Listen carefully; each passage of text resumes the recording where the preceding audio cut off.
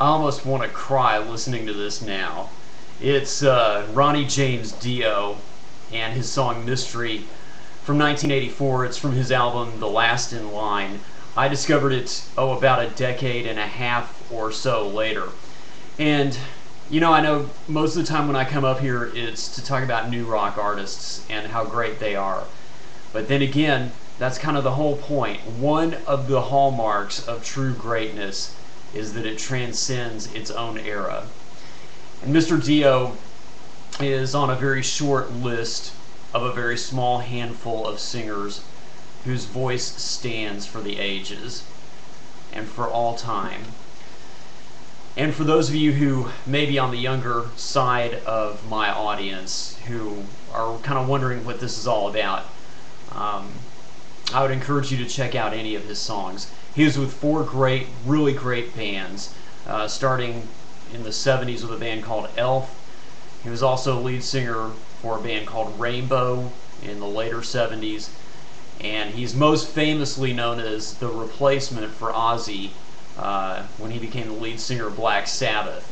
And he was on 3 albums with them, and then of course his own solo projects. And I picked this song because of all the ones he did, I think you can definitely feel a connection between this and even a lot of what's going on in today's new rock. And even Mr. Dio himself, before he left this world, he made it a point to give his own endorsement to this whole new energy that's going on within rock and roll today. He truly understood the importance of passing the torch as well. I mean, he really got it. This song is amazing, and his voice really does stand for all time. And along the way, he also gave to us the heavy metal horns, this, widely recognized as the universal signal for rock and roll. That came from him. He started flashing that to crowds at his shows, I guess, in the late 70s, somewhere in there, as the whole music scene was getting harder and harder and heavier and darker as it went along.